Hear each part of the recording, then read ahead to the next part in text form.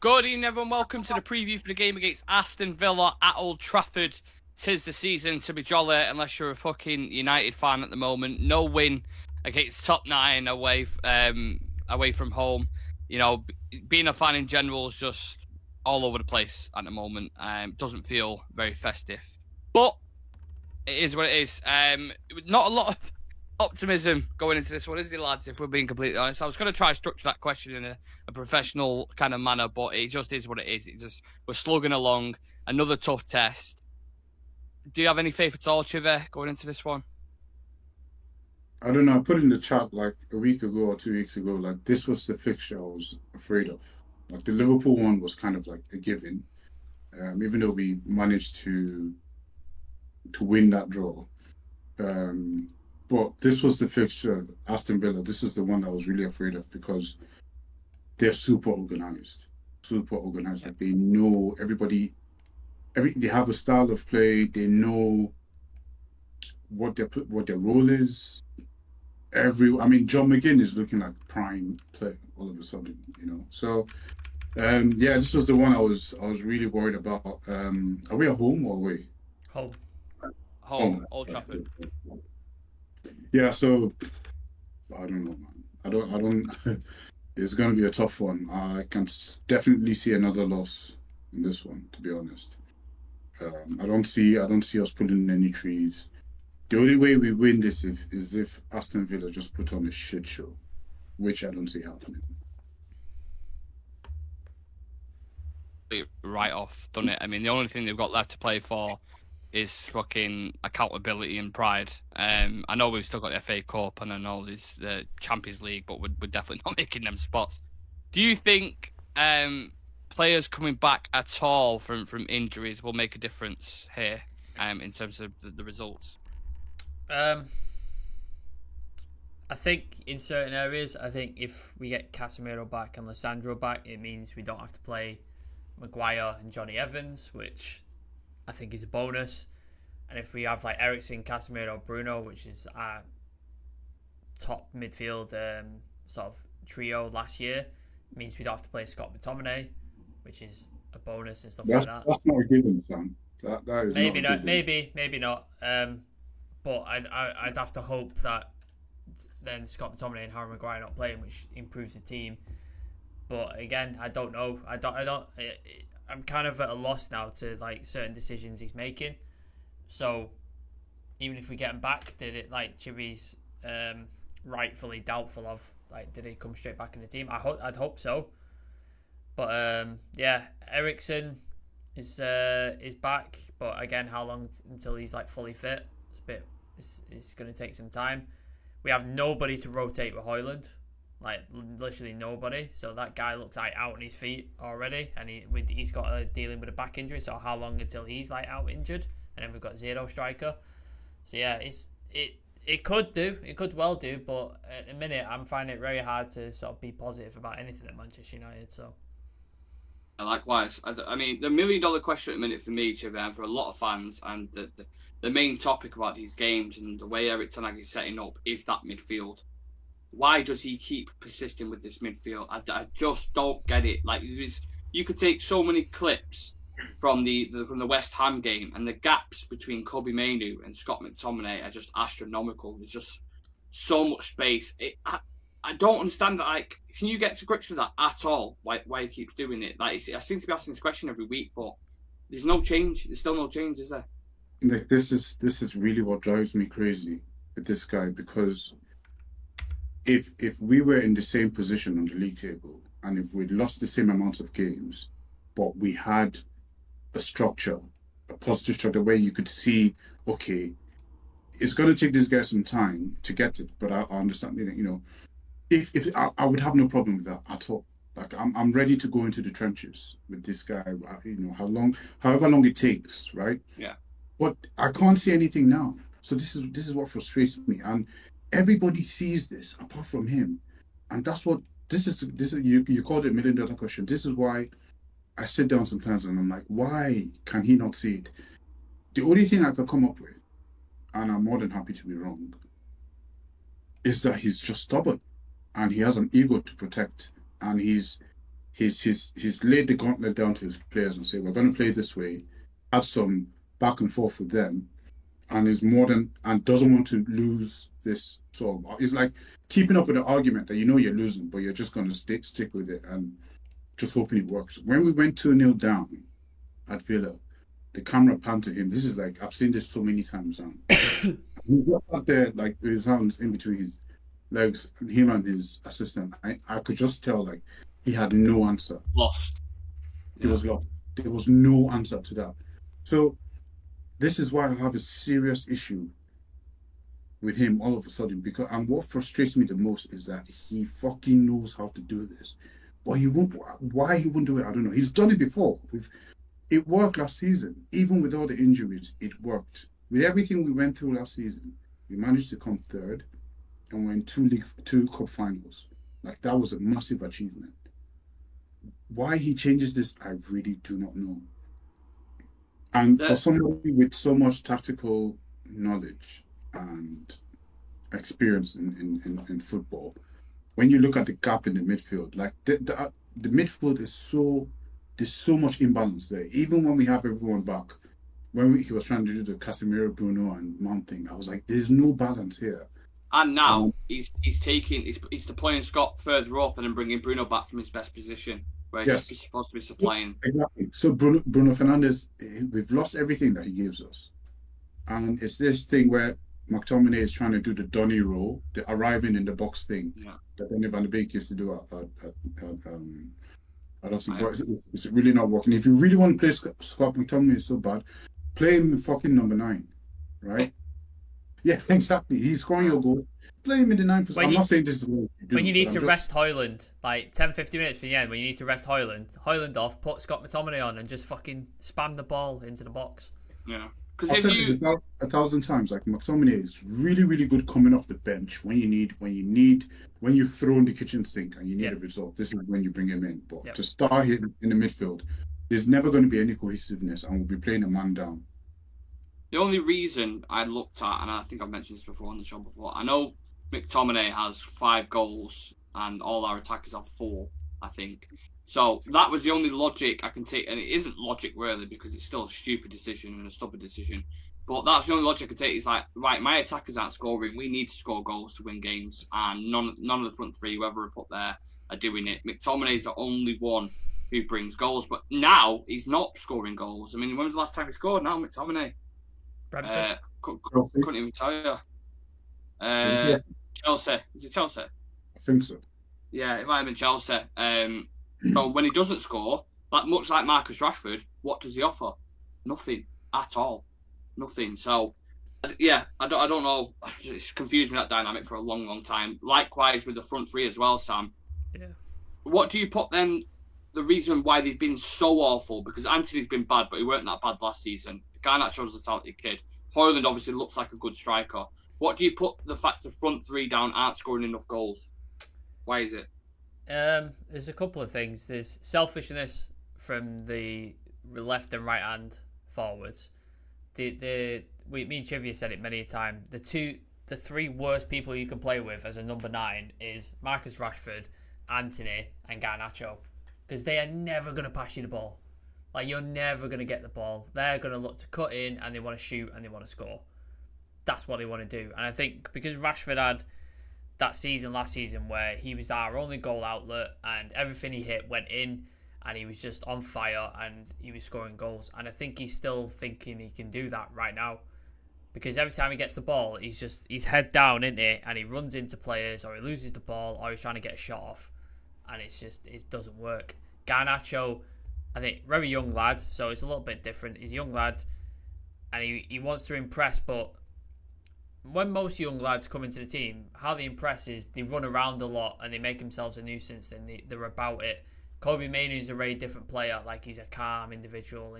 That's why he stands out so much. Most players run around and try and make stuff happen. So I think that's in it. And then Garnacho, again, he wants to run at people, take them on, cut into the box and shoot. Anthony, we all know what he wants to do. He wants to cut onto his left foot and ping it. So Højlund is then left there by himself. No service, no shots. And then people go, why is he not scoring? It's like, because he's getting nothing. Like, I think there was a stat, I don't know if you were going to bring it up, but Anthony, in the last 6 games, 5 passes to Højlund. Alejandro Garnacho, in the last 5 games, 5 passes to Højlund. Like, it's just not good enough, man. So, like, when you don't give service to a number 9, he ain't going to score. And then when you 2 wingers, all they want to do is cut in and shoot, most of the time, they ain't going to score. And I don't think Garnacho is good enough to be starting game after game after game after game after game.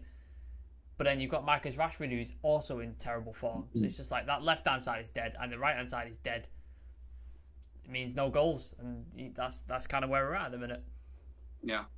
Look, Chive, if I say to you now, you're the manager going into this game, right? Eric Ten Hag's been sacked. You're the manager. And I know your answer will probably, well, I'm not a football manager, so that's a stupid question or something. But if you was to go in and make some tweaks, whether that be tactical, individual players, whatever it is, what would you change right now to try and get a performance out of the team when you're looking at that squad?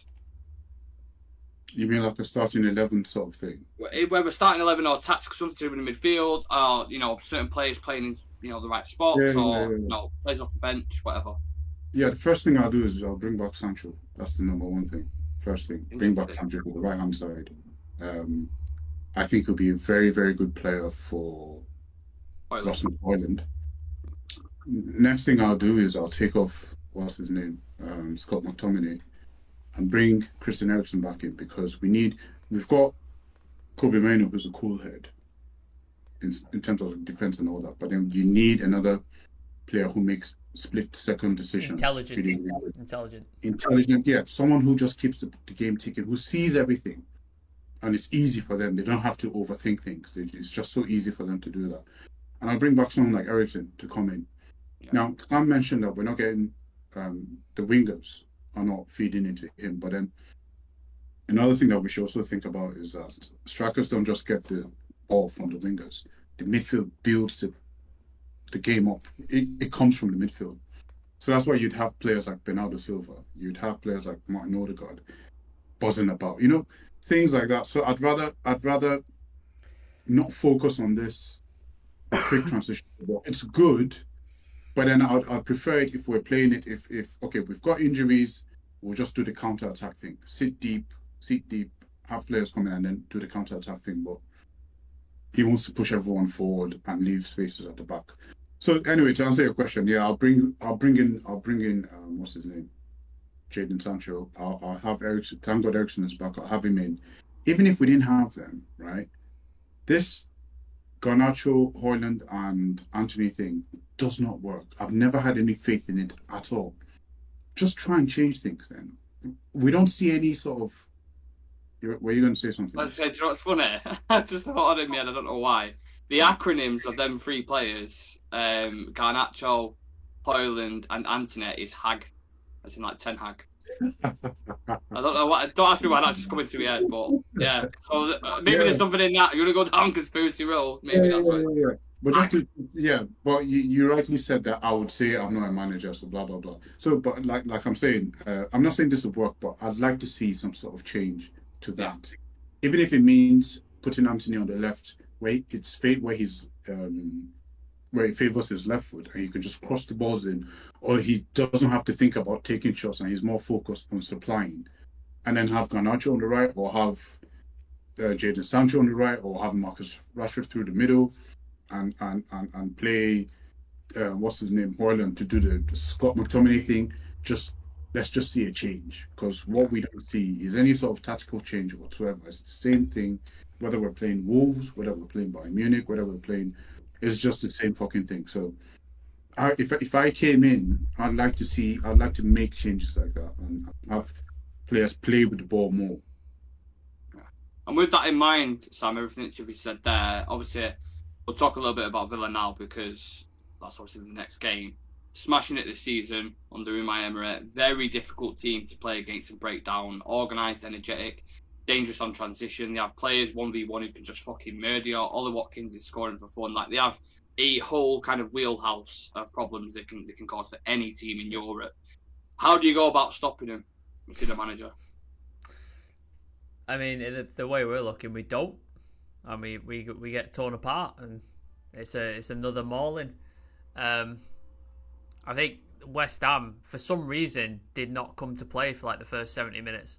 They just didn't want to bother. I don't know why. So did you agree with Ten Hag's assessment when he said after the game? He said We didn't play well. We didn't play well, but they just didn't bother to play. They just didn't seem interested for 70 minutes. Like they didn't really want to venture forward.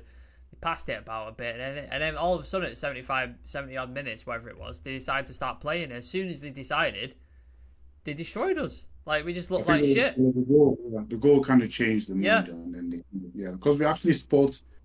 Sorry, Sam, go on. No, like, put your comment in. We kind of made it ugly. Yeah. For them. Yeah. We really made it ugly. I felt really bad for our defense because we've actually been quite good defensively, but then you can't just sit back and defend the whole time without a midfield and get bad the whole time. But I think we made it ugly for them, and once they got the goal, our heads dropped. And yeah. Like we are the least resilient team in the world. Like if we concede, it's fucking over. Like it's literally over. Like you can concede as many times as you want in certain teams. Like Liverpool, when they go down, it seems to like spur them on, and they seem to want to like win more. Like it just like with us, it's the total opposite. Like as soon as we concede, it's fucking game over. You might as well just shut up. Like just leave the ground and just be done with it because we ain't coming back from it. So yeah, it's worrying, man, because they've got some seriously good players. Diaby. Leon Bays like in great form. Douglas Luiz, he's very, very good. Ollie Watkins, like that whole front line is a very dangerous. Pau Torres is fantastic. Emi Martinez is a good goalkeeper. Like it's a very good fucking team. It's a very, very good team. So it's worrying, man. I like Chivi said, our defense has been pretty good, but it can only hold out for so long if your two of your midfielders are just fucked off up the top of the pitch and leaving an 18-year-old by himself to screen a fucking defence. Like it's hard, especially as well if you have players like John McGinn, Douglas Luiz, as hard as they work, because they work super hard in that midfield, you're getting no joy whatsoever. Nothing. Sorry, go on. Sorry, Nick. No, it's okay. Go on. What I noticed in the last game was there were times when Luke Shaw would drop into the midfield, and for however long he was there, we looked really good because Luke Shaw is also very comfortable on the ball. And there were times when he would drop in, and I'm like, so I was thinking, well, if Bruno and McTominay are always going to push him forward, why don't we have a system where Pep does this and Arteta does this, where one of the fullbacks drops in to support the midfield, and it works perfectly. And Shaw sometimes was in there. And I was like, okay, this looks really good. And then he'd be there for a minute, two, and then he has to. Sorry, you were going to say something. No, you make a good point there. I mean, I don't know if he's worried about leaving certain players isolated, because I watched that game yesterday with Liverpool and Arsenal, right? And there were so many like transitions on either end. If their attackers had been scoring, it could have been like a 4-4. It was just a bit of a mad game. But the defenders they have, so Liverpool have Van Dijk and Konate defending 1v1 top level. Likewise with Arsenal as well. Saliba and Gabriel are pretty fucking good in the channels defending 1v1. I don't think United necessarily want to do that with players like Evans and Camboala on his first start. So there's protection in certain areas. So when a player gets dragged out of the way, Kudos is looking at that space now that Shaw's left vacated, and he's like, I can have a pop there. I think they're just concerned and worried about. I don't know. That's just my personal opinion. But, that's a really good point. Yeah, I just feel like they're concerned about leaving players isolated, especially with the form that Kudos is in at the minute. On Villa and United, I wanted to ask this question. It's a bit of a mad one, right? But who has a better team of individuals, United or Villa, on paper? Who's got a better team? When everyone's fit? No, right now. Right now, like, Villa. On paper. On paper, I think us. Yeah. Disagree. So obviously there's a huge... But is it a form thing with Villa or? Yeah, I think Villa are a team. Yeah, they are a unit. So that's what makes them really, really good. I was watching the game yesterday, and there was a girl there, and she was like, she doesn't really know too much about football, but she knows a bit, and then she was saying stuff like, cliche. She said, "Why do we look like we've never played with each other before?" Every game. Every game. Yeah. This is what she said. Welcome to our world. Welcome. Yeah. She was like, why do we look as if, we don't know what we're doing or what but individually, I mean, if there was an international break now, literally the whole team most of our players would be gone. Yeah. For internationals. Like we have players. I know they haven't been performing well, but Rasmus Højlund is a really good striker. Yep.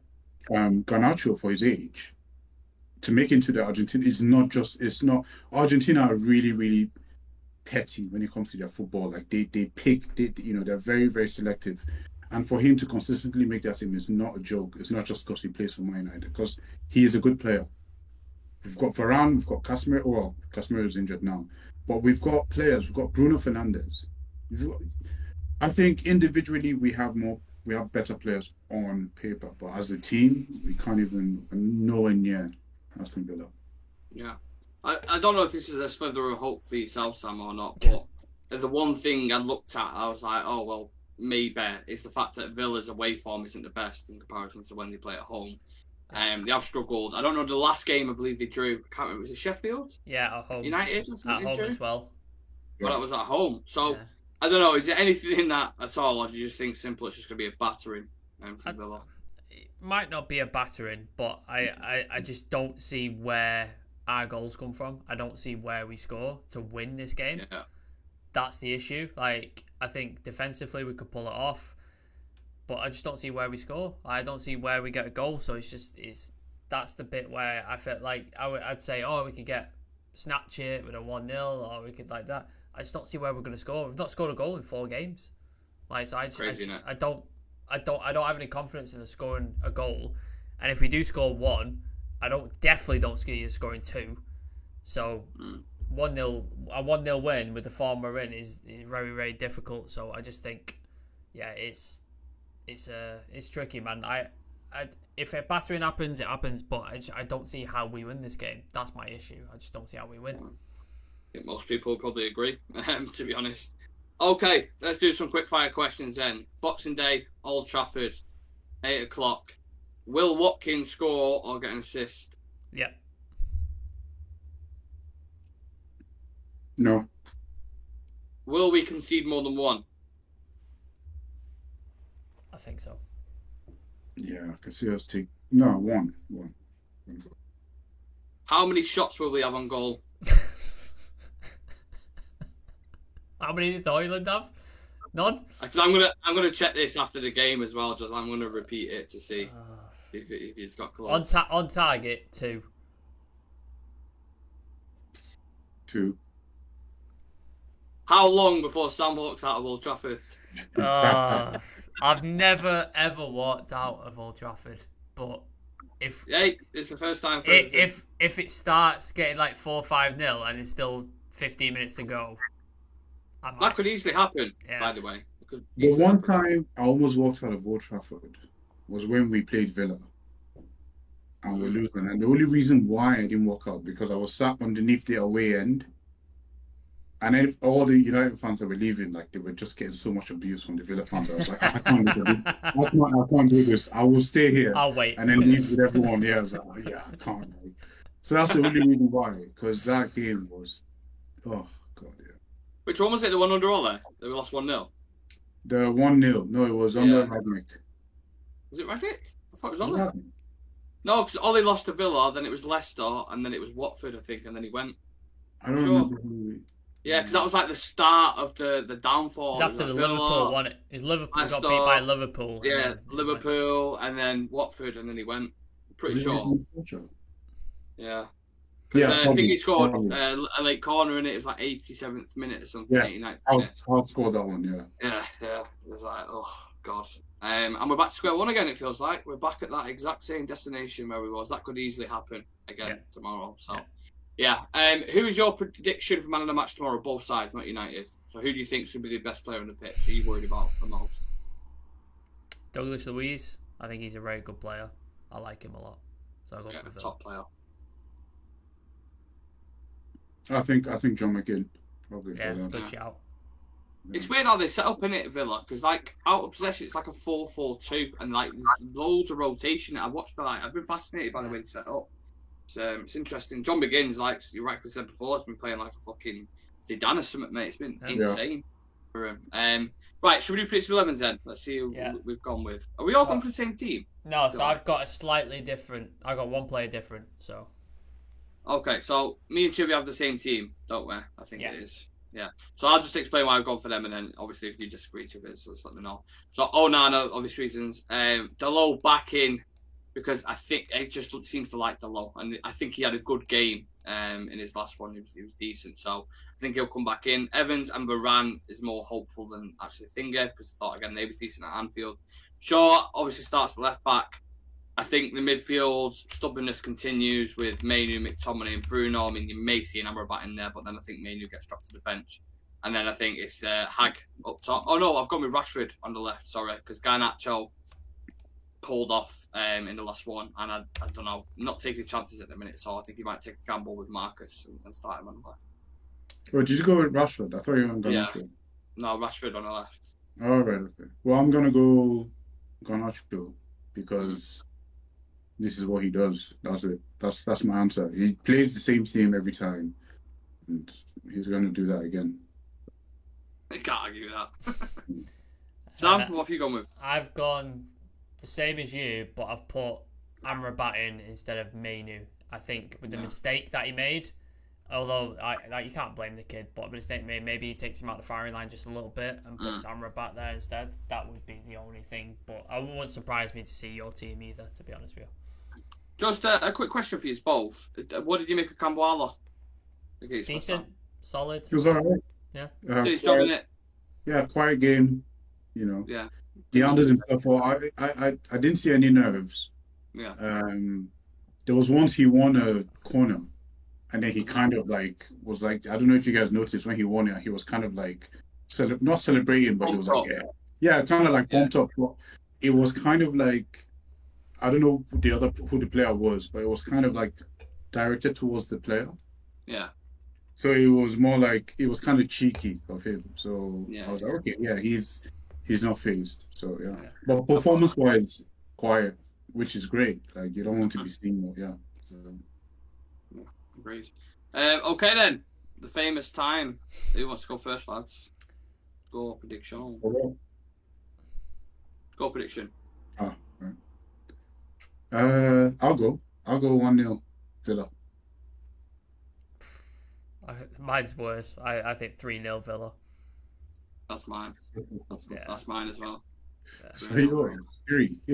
Look, you can't watch that performance at West Ham and the performance against Bournemouth and don't think Villa come to Old Trafford and do the exact same. Because they have far better players. They set up far better than any of the teams that we've played. And they can hurt you far more with Watkins and Diaby and these kind of guys. So there's been no hint of any green shoots from this team to say we can put in a performance and beat a team like Villa. I've not seen anything. Yeah, I think it will be one of those 1-0s that feels like it's 4. Yeah, just back to our goal. Yeah. They won't come out of second gear. Just be very judicial, take it easy. They won't get overzealous. Yeah. They'll get the goal and then just not give us anything. Yeah, and they need a result because they've picked up a couple of draws. Yeah. In the past few weeks, so they'll want to get back on track. And who better to do it against than a shit, weak United team, I suppose, at Old Trafford.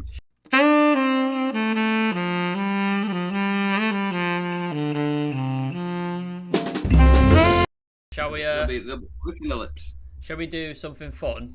Because it's so depressing. Let's do our Christmas quiz. I've got 3 rounds, 5 questions each. There's a film round, there's a music round, and then a general Christmas round. I'm going to rely on you not to cheat with your honesty and don't Google anything. Well, I can show me paper like that. No, it's fine. I'll take you. I'll trust you. And then people who are watching this on the VOD, put your answers in the comments. Get involved. To see how many points you get. Absolutely. So, yeah. So the film round's the first round. Okay, film. One second. Let me just... Right, so the first question, yeah? Go on. Yeah, question number 1. What is the name of the movie that Kevin watches in Home Alone? Oh shit. Shit. It's that black and white one, isn't it? Yeah. Is that Keep the Change, you filthy animal? That one. Yeah. Yeah. That's the one. Keep the change, you filthy animal. Oh shit. I can't remember. I don't know the name of it. I'm just gonna guess. I'll give you a clue. It's not a real film. They made it for Home Alone. It's not a real film. Oh shit. Yeah. Well, there's no way I can guess that one now. I'm just gonna guess. Yeah. Just write anything down, Chivy. Yeah. Yeah, go on. Ready for the next one? Yeah. Question number 2. In Die Hard 1, what city is it set in? And a bonus point, what is the name of the building that it's in? I will not know this. This is going to be a weak round for me. I'm just going to guess. And what is the name of the building? What? That is set in as well, because obviously he fights all the terrorists in a building, doesn't he? What's the name of the building? Shit. This is going to be an awful round for now. There's a couple. Can I get a clue for the building? No. Okay. No. I'll just guess. Think Japanese. Think Japanese. I'll just guess. Japanese. Yeah, that's your clue. Alright. Question 3. In Jingle All the Way, what is the name of the superhero toy that Arnie tries to buy? I know this one. Oh, for fuck's sake. Classic. Jimmy's not watched a single Christmas film. Just drinks tea and looks at a dark screen. I don't remember. I watched it years ago. I never watched it again. Well, you need to top up your knowledge, mate. By the way, I thought this was a football quiz. No. Christmas quiz. Okay. In the Christmas Carol, there's 3 ghosts. I want you to name what the ghosts are called that visit Ebenezer Scrooge. Okay. I know one. I haven't watched Christmas Carol. You get a point for each one.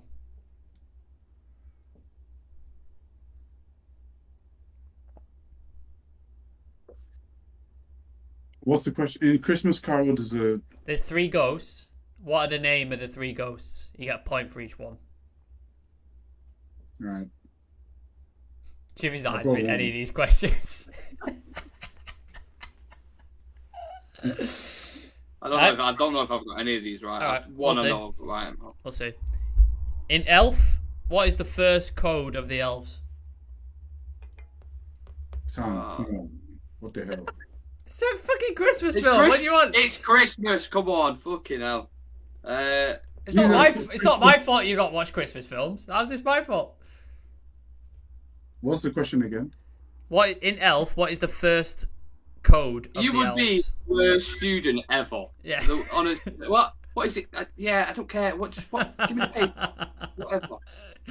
He's doing maths. Why do I need addition and subtraction? Why? What's the point? Just give me the calculator, bro. Sorry. Okay. I don't know. What was name that last one again? Elf code, was it? In Elf, what is the first code of the elves? Like the first rule of being an elf? He just made fun of me of asking the question again, and then he just asked the question again.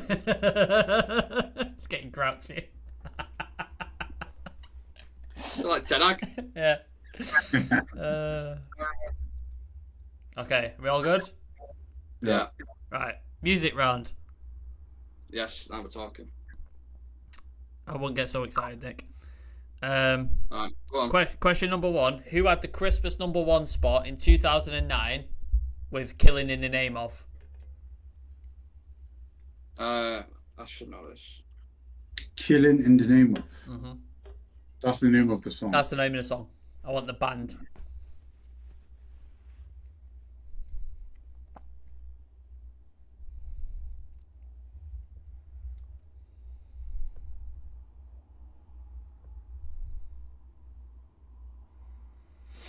Yeah.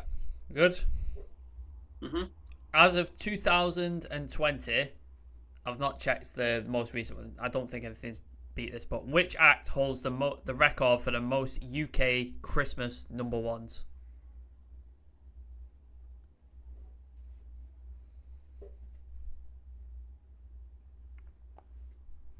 There's a clue on that. It's absolutely massive band / artist. Yeah, most number 1s. Yeah. Christmas number 1s. Most Christmas number 1s.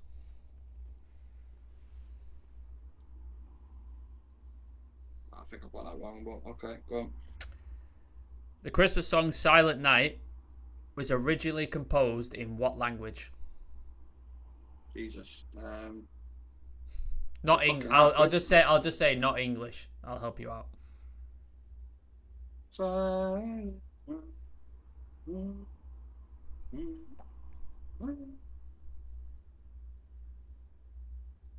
Just take a punt in the dark of like a language. Just pick a language. That's definitely wrong. All right. Number 4. What is the number 1 selling UK Christmas song of all time? And then a bonus point if you can get me the closest number to how many copies it sold. Right. So the Whoever gets number 1, the closest. greatest selling Christmas song ever. Yeah. UK Christmas song ever, because the worldwide is different. Yeah. Is it a UK artist? Yes. Oh fuck. And then on bonus point, bonus point, how many copies has it sold? Whoever gets closest to it gets the bonus point. Okay. Copies. Think millions, not hundreds of thousands, millions.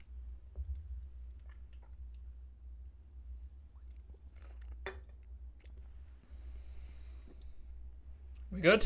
Okay. Yeah. Can I ask, are there any football questions in this? No, Oh, not a single one. oh wow. I wanted to test my knowledge of football. Yeah. Like, go on.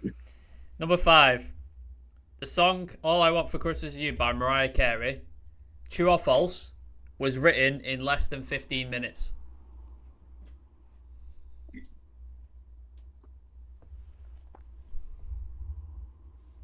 Okay, final round. This is just a general Christmas questions, general knowledge.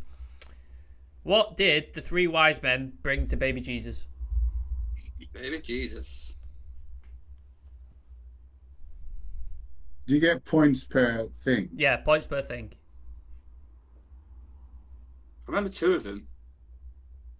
Chivy, if you don't know these, then God knows, God help you. What is it now? There's a man who goes to church. I can't remember the third one. I really can't remember the third one. It's gonna guess. Some of these answers, honestly. Well, We good, Chivy? Yeah. Yeah. In which country was the character of Father Christmas, which he's based on, Saint Nicholas? What country was he born?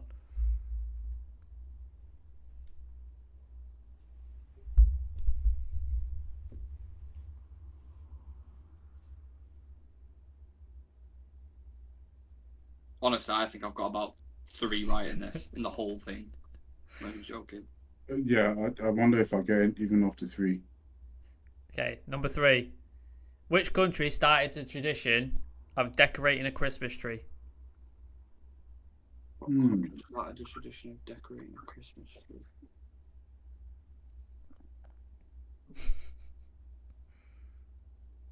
I don't think that's right. Wait, hold on. So, wait till you hear these answers. Yeah,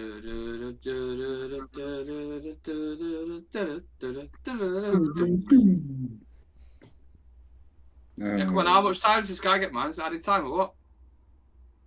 Oh, sorry. You good? Okay. Yeah. Number 4.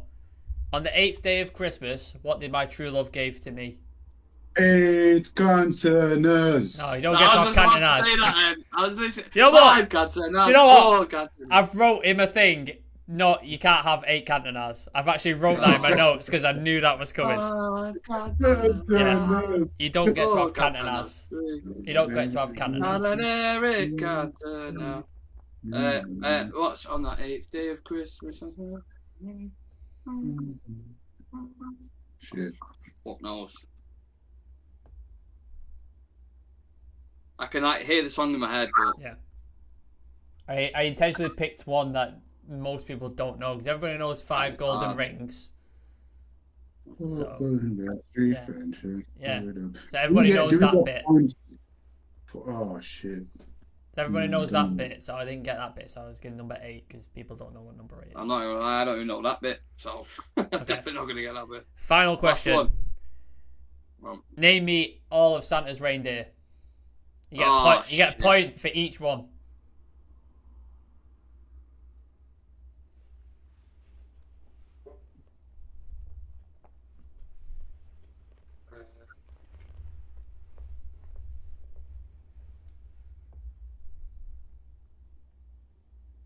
Just to give you a clue, there's 9 of them.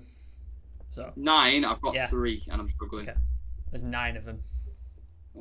I'm just gonna write the names of the dwarves. Sleeper, Arthur. Chivy, there's only 7 of them though. You need 9. I know. Well, I've got Rudolph. I mean, Okay. and Dopey, It's a strong start. And Dopey, did you say? Dopey and Grumpy and I know which one Chivy is. Grumpy. Imagine them with a fucking slate. Trying to tug it along. I hope. Okay. Are we ready for the answers? This is going to be about 3 points between us. Like it's going to be, honestly, the worst quiz you've ever seen. Funny. Okay. Ready for the answers? You tot up your answers on a long thing, and then we'll come up with Okay. stuff. So, number 1. What was the name of the movie Kevin watches in Home Alone? What did you get, Nick? I put A Miracle on Christmas. Nope. Chivy? Filthy Animals. It's very Chivy is very close. It's called He's not getting a point for that. No, he's not. It's called Angels with Filthy Souls. So Ah! it's close. Not far. Like, it's not. You got one of the words right. Yeah. It's not too bad. Right, number 2. In Die Hard 1, what city is it set in? Bonus point, what is the building called? New York. Nope. Fuck. I put New York as well. I put New York. I put the Empire State Building. I actually put New York and then New York Stock Exchange. But then you said Japan. Yeah. Think Japan. Yeah. So is it the Honda building? No, so it's LA, and Yeah. it's the Nakatomi Plaza. Oh, for fuck's sake. Nick's gonna lost, get that? Nick's lost it. You thought Die Hard was filmed in the New York fucking shit. It's like a building with lots of, like, there was lots of, it was like a working building, wasn't it? Yeah. Yeah. Okay, I'll do it. Number 3. In Jingle All the Way, what is the name of the toy Arnie tries to buy, Nick? Turbo Man. Yes. Turbo Man. Yes. Sick. No, didn't get it, Got Jimmy. Fucking Buzz Lightyear, man. Took it. Oh dear. Right. I'm not getting any of these ones. No. How many Oh, ghosts? flyer. 3 ghosts in Christmas Carol. What are they? What's the names? Casper. Nope. No. Not even close. That's all I've got. I've got Ghost of the Christmas Past, Yeah, it's 1. and there's the future and the present one in there. Yeah. There, you got all 3. Oh, sweet. Smashing Goes to it. Christmas past, goes to Christmas present, goes to Christmas future. That is the 3. These questions were very, like, Listen, mate. You're not giving yourself any hope. It's complaining. This is a football channel. You're complaining about the questions. Like, you didn't get it right. It's not my fault. Oh my god. Fucking hell. Right. Music round. Right, next up. Oh, no. Sorry. Number 5 for the film one. In Elf, what is the first code of the elves? I put help. The first one, Code of the elves. I put Grouch. Does that mean anything? Grinch. I don't know. You wrote it. I don't fucking know. He's the worst guy at quizzes. I'd never, ever want to go to a pub quiz with Chivy. Ever. Oh my god. It's going to be the worst teammate on there. You thought the code of the elves was Grinch. You thought that was the code. The first code of the elves is treat every day like Christmas. That's the first code of the elves. Oh. The thing about pop quizzes is just always have David Bowie, right? There's Yeah. definitely an answer. David Bowie Yeah. question, yeah. No. Right, music Right, so I round. was wrong on that. Music round. Who had the Christmas number 1 spot with Killing in the Name in 2009? Was it Rage Against the Machine? Well done, Nick. Let's go. Did you get that one, Chivy? No. No. Who did you vote? David Bowie. No. Kylie Minogue. BTS. BTS. Well, actually, I just put K-pop. But... Oh god. No. In 2009. Oh, was it 2009? I didn't That's get what I that. said. Okay. Yeah. As of 2020, which act holds the most UK Christmas number 1s? Wham. Nope. Oh, come on. That was 2-1 I was counting on. I put Michael Bublé. No, it's the Beatles. No. Oh, shit. Christmas number one. I think it was Number Christmas one. number one. They've got the most Christmas number ones, the Beatles. Interesting. So that was wrong. Number 3. This next one. Silent Night is composed originally in what language? I just put Israel. It's not a language. Not a language. I didn't know that. They speak Hebrew, and no, it's wrong. Hebrew then. Yeah, that's wrong. Jimmy? Latin? I said Latin. No. German. No way. Yeah. All right. Hear me out. Oh, God, here we go. I put that down, but... Did you cross it out? Did you cross it out? No. I wrote German, Yeah. but then last minute, I just said Latin. Well, I have to accept your first answer, so. Yeah. Oh, come on. Sorry, mate. All right. What is the UK number 1 selling Christmas song of all time? And bonus point, how many copies did it sell? I put All I Want for Christmas Is You and 120 million. Wrong on both counts. Okay. Well, there's no point because that's the same one. Oh, did you put that as well? So it's Do They Know It's Christmas by Band-Aid. Oh, shit, yeah, of course. 3.8 million copies. It's the same song, isn't it? Yeah. Number 5. True or false? All I Want for Christmas Is You by Mariah Carey was written in 15 minutes. True. Correct.